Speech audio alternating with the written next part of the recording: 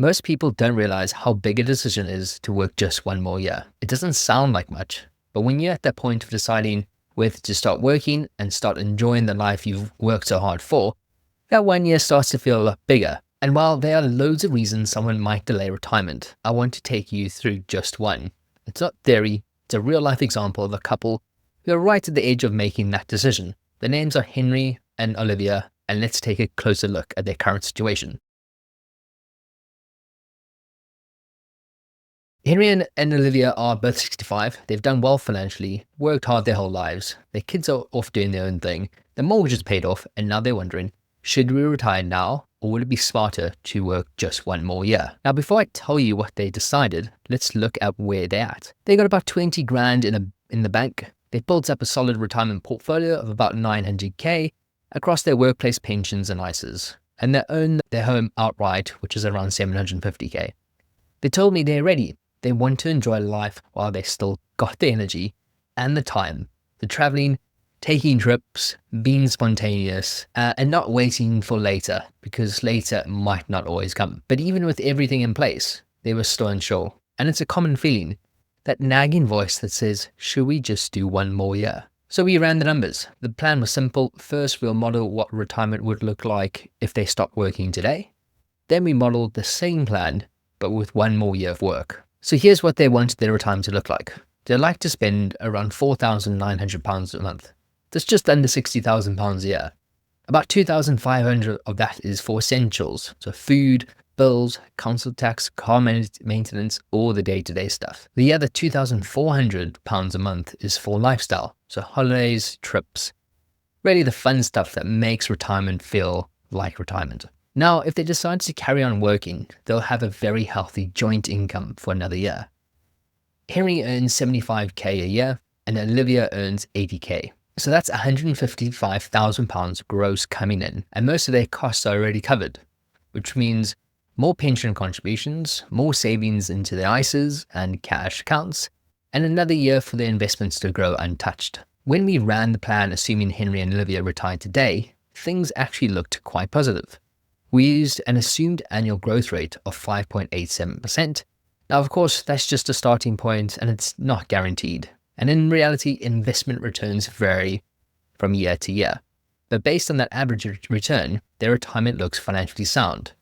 Their retirement score came out at 110%, which means they've got enough in their pensions, ISAs, and cash savings to fully fund their retirement, with around a 10% surplus on top. If we dive into the key figures, their retirement cushion, which measures how many years their investments could last beyond age 95, is about 5 years. And then when we look at their investment chart over time, they still have money left at the end of the plan. So overall, they've got a healthy buffer in place if they chose to retire today. Now, no one gets a flat return every year in real life. Some years are better and some years are worse. So to make it more realistic, we ran what's called a volatility analysis. Instead of assuming 5.87% every year, this model runs 1,000 different potential return scenarios every single year. It shows us the likelihood of them being able to meet their spending each year, depending on how markets behave. The green bars mean they're likely to be absolutely fine. Orange means the odds start dropping, and red means it's more likely than not there'll be some sort of a shortfall. And essentially what we saw was this. Things looked absolutely fine at first. The early part of retirement, their 60s and 70s, showed mostly green. Towards their late 80s, things got a bit shakier. More orange bars started to appear, which means more years where less than 75% of the scenarios were successful. Then we looked at what happens if they work just one more year. Just 12 more months of work, what sort of difference would that make? And the answer is, well, quite a big one. Their overall retirement score, which measures the strength of their plan, jumped from 110% to 127%. So that's a 17% improvement. You might be thinking, so they've worked 35 years, how does one extra year shift the dial that much? Well, it's not just the year itself, it's everything that happens during that year. They keep earning, so they keep contributing to their pensions and to their ISAs. Their investments stay untouched and continue to grow. And when they do retire, their portfolio only needs to last 29 years instead of 30 years. And we can see the retirement cushion has gone from 5 years to over 10 years. And their portfolio, which now represents the light blue line, has adjusted up, meaning more wealth in their retirement portfolio. When we updated the volatility analysis, the difference was clear. So the green bars stretched further into retirement, there were no red bars, and the risk was lower. The plan looked a lot stronger. Now it's tempting to look at that and say, great, let's just work one more year. But numbers only tell half the story. Here's what the numbers don't show. Henry's dad passed away in his late 60s due to a heart condition. It's something that's always played on his mind. He and Olivia are both healthy right now, but health is never guaranteed.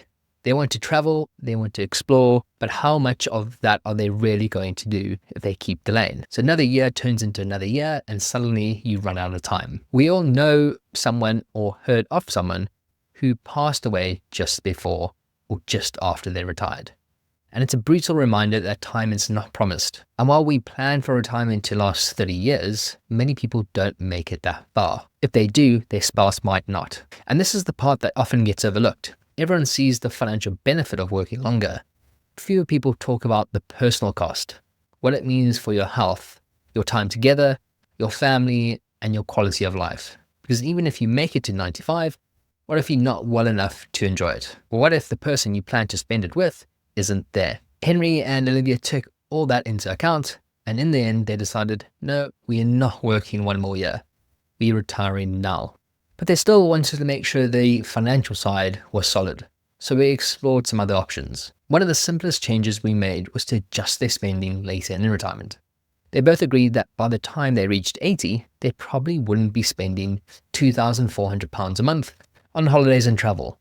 So we reduced their lifestyle spending by half from age 80 onwards, down to £1,200 a month. When we updated their plan with that change, the retirement score jumped up to 132%. So a big improvement.